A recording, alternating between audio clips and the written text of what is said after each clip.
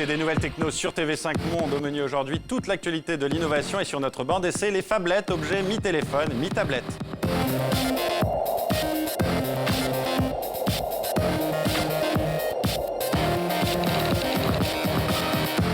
Bonjour à tous et dans l'actu techno cette semaine, une révolution made in France, le Li-Fi ou l'Internet par la lumière. 10 fois plus rapide que le Wi-Fi, l'Internet par la lumière, par des ampoules LED. Avantage, c'est qu'il n'y a plus d'ondes Wi-Fi. Une connexion est donc possible dans les hôpitaux ou les avions. La contrainte, c'est qu'il n'y a pas de connexion sans source lumineuse. Encore une technologie française, encore liée à la lumière, le WIP 6.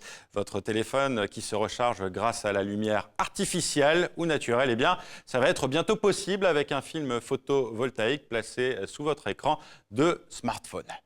Des instruments de haute précision qui permettent l'étude des climats et de la montée des eaux. C'est la mission du satellite franco-indien Saral, lancé en orbite lundi. Mesure de la hauteur des eaux et des glaces pour mieux comprendre le climat et l'ampleur du réchauffement planétaire.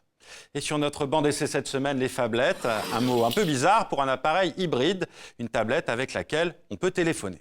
Cette semaine, à Barcelone, pendant le Mobile World Congress, le plus grand salon de l'industrie de la téléphonie mobile, on en a beaucoup parlé. Ce n'est pas une nouveauté, mais les grands acteurs du secteur ont l'air de parier sur cet objet. D'abord, il y a Samsung avec sa nouvelle Galaxy Note 8.0, une tablette de 8 pouces munie d'un stylet et qui tourne comme d'habitude chez Samsung sur Android, le téléphone en plus. Ensuite, Asus qui présente le PhonePad également sur Android, une nouvelle phablette de 7 pouces. Ce PhonePad attaque le marché par le bas avec un prix moyen autour des 200 €. Alors pourquoi Samsung et Asus se relancent sur ce marché des phablettes? Y a-t-il une demande des consommateurs? Le point avec nos experts du jour, Romain Heuillard de clubic.com et Alexandre Billot de CNET France. Il y a cette volonté de pousser un usage mixte à la fois smartphone et à la fois tablette. On achète un seul produit et ça nous permet d'avoir un mix entre ces deux usages.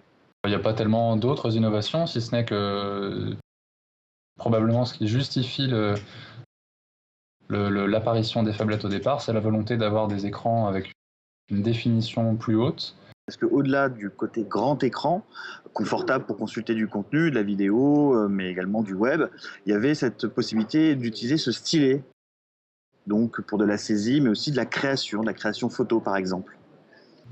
Je pense que toutes les tailles vont coexister. C'est surtout une question de goût, donc je dirais que le marché le dira.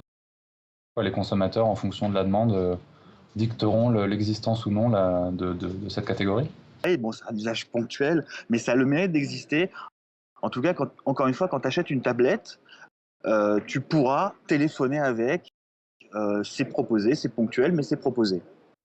Le JT des nouvelles techno, c'est tout pour aujourd'hui, mais ça continue sur les réseaux sociaux. Rendez-vous dans une semaine sur TV5 Monde.